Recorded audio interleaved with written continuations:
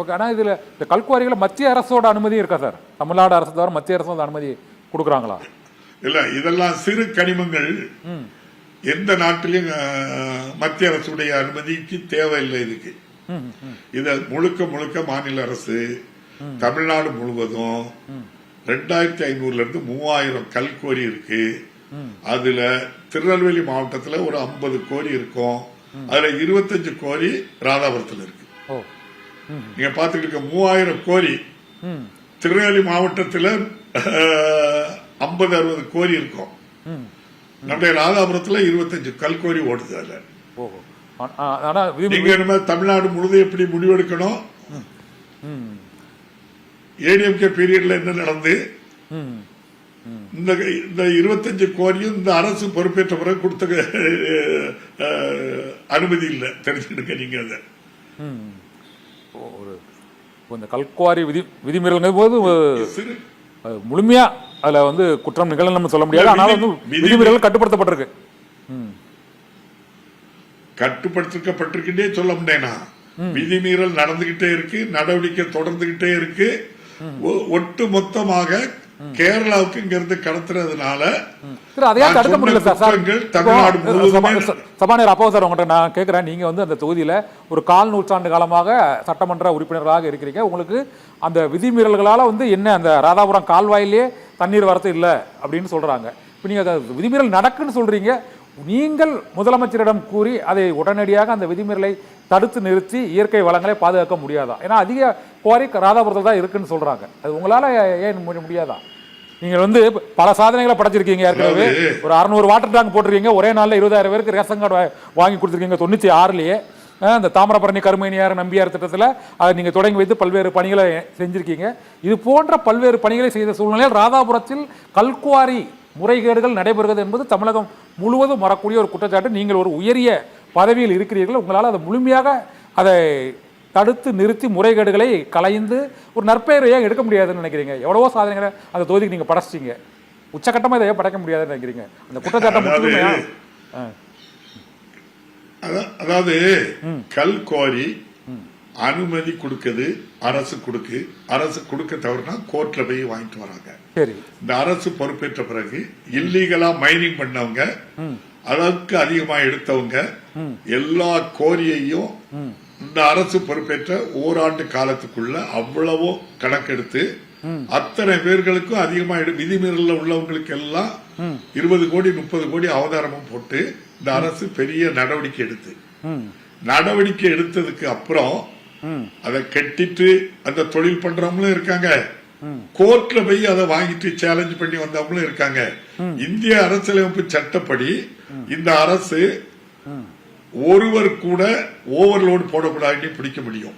நான் நீங்களே ஒரு கல்குவாரி அங்க நடத்துறேன்னா உதாரணத்துக்கு எடுத்துக்கிட்டேன்னா பாரதிய ஜனதா கட்சியை சேர்ந்தவர் இருக்கந்துறை கிராமத்துல ஒரு கோரி நடத்துறாரு. அவரு ராத்திரி நீங்க இரவு நேரம் எடுத்துக்கிட்டா சரிதான், லோடு போகக்கூடாது, அவரு கொண்டு போவாரு. ஊர் மக்களோடு சேர்ந்து நாங்களே மறிக்கிறோம், அதை கட்டுப்படுத்துறோம். எந்த ரோட்ல தான் போகணும்னு சொல்லி அதை கட்டுப்படுத்துறோம். எவ்வளவு முடியுமோ அது அவ்வளவும் அரசு அப்பாவு சேர்ந்து பண்ணிக்கிட்டே இருக்கிறோம். ஆனால் அதை விளம்பரமாட்டுப்படுத்திக்கிட்டே இருக்கிறாங்க. நான் சொல்றேன்ல, தமிழ்நாடு முழுவதும் 3000 இருக்கு, திருநெல்வேலி மாவட்டத்தில் 50 இருக்கு. இது ஹைலைட் ஆன மாதிரி தமிழ்நாட்டில் வேற எங்கேயும் ஹைலைட் ஆகல. ஏன்னா அப்பாவு தொகுதி, அப்பாவுக்கு கல்குவாரியும் கிடையாது, ஒண்ணும் கிடையாது. அப்பாவை கொச்சப்படுத்தணுங்கிறதுக்காகவோ அல்லது அவர் மேல குற்றச்சாட்டை சொல்லாமங்கிறதுக்காக ஃபேக் காட்டி நிறைய பத்திரிகைகள் ஊடகங்களே அதை செய்து நான் நீங்க நல்ல நோக்கத்தோட இந்த சத்ய டிவியை நடத்துறீங்க. கீழ் மட்டத்துல இருந்து உங்க நிருபர் ஒரு ஆளு தவறு பண்ணா நீங்க என்ன செய்ய சொல்லுங்க? ஒரு ஃபேக் நியூஸ் பொறுப்பேற்று நடவடிக்கை எடுக்குது. நான் என்ன கேட்டா இல்ல நான் சொல்றத இத கேட்டுடுங்க. நான் ஒரு 10 ஃபேக் நியூஸ் உங்களுக்கு தரேன். சரி, வேணும்னே திட்டமிட்டு இந்த கல்குவாரியை லிங்க் பண்ணி எதுக்காகவோ பண்றாங்க. பத்திரிகையாளர்கள் ஊடகங்கள் இத எழுதிய இல்லது இத பண்றாங்க. அப்ப நீங்க சத்யம் டிவியை மூடுன்னு சொன்னா நியாயமா? அது யார் பண்ணினான்னு சொல்லி உங்களாலையும் தடுக்க முடியல. அவர் ஒரு நியாயத்தை சொல்றாரு, நீங்க கேட்டுக்கிட்டீங்க. உங்க உங்களை சொல்லல. இல்ல புரியுது புரியுது அப்படி அவ்வளவு தொலை ஏன்டா நீங்க உங்களுக்கு நான் இப்ப அனுப்பி விடுதேன் உங்களுக்கு. நான் இந்த ஃபேக் நியூஸ அனுப்பி விடுதேன். அப்போ பெரும்பாலான கல்கோரி அப்பாவுக்கு இருக்குன்னு ஒரு ஃபேக் நியூஸ் அடிச்சு 24 மணி நேரமும் சேனல்ல ஓடுது. அவங்க விரும்புறவங்க என்ன செய்யறாங்க, ஒரே ஒருக்கா ஓட்டிட்டு தந்துரு அப்படிங்காங்க. அதை வச்சு லோக்கல்ல ஓட்டுறாங்க.